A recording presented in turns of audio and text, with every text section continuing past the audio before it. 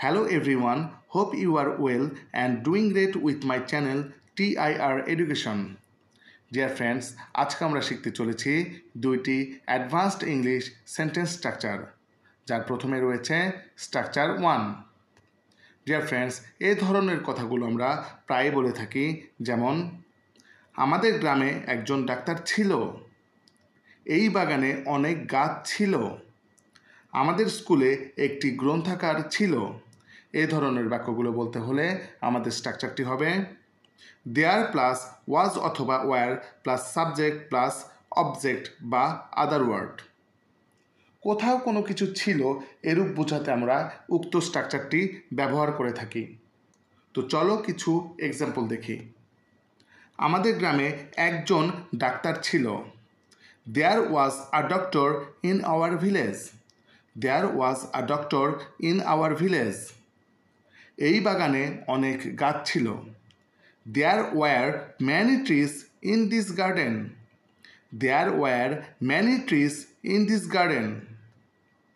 আমাদের স্কুলে একটি গ্রন্থাগার ছিল।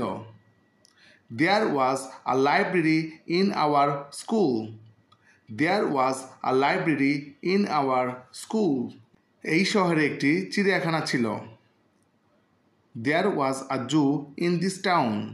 There was a zoo in this town. এই গ্রামে একটি হাসপাতাল ছিল।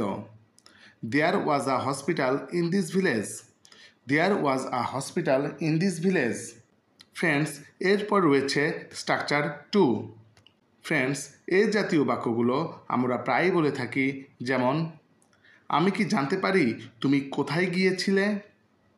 আমি কি জানতে পারি তুমি এই কথা কেন বললে? আমি কি জানতে পারি এই জায়গাটির নাম কি? এই জাতীয় বাক্যগুলো বলতে হলে আমাদের স্ট্রাকচারটি হবে মে I no plus rest of the sentence plus একটি কোশ্চেন মার্ক। আমি কি কোনো কিছু জানতে পারি এরূপ বোঝাতে আমরা উক্ত স্ট্রাকচারটি ব্যবহার করে থাকি। ফ্রেন্ডস, এখানে রেস্ট অফ দ্য সেন্টেন্স অর্থ হলো সেন্টেন্সের বাকি অংশগুলো। তো চলো কিছু এক্সাম্পল দেখে নেই। আমি কি জানতে পারি তুমি কোথায় গিয়েছিলে? May I know where you went. May I know where you went.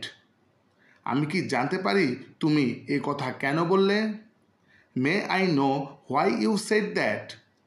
May I know why you said that. আমি কি জানতে পারি এই জায়গাটির নাম কি? May I know what is the name of this place.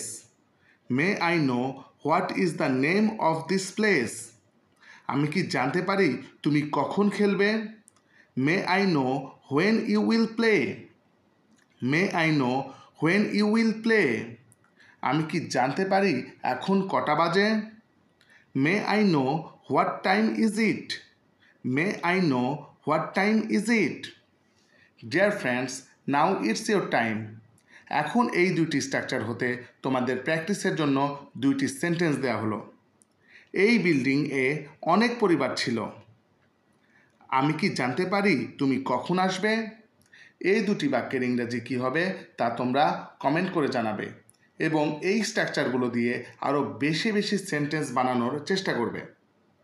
Friends, ভিডিওটি যদি তোমাদের ভালো লেগে থাকে তবে একটি লাইক করে দিও এবং চ্যানেলটিতে নতুন এসে থাকলে চ্যানেলটি সাবস্ক্রাইব করে নিও। See you in the next video. Goodbye.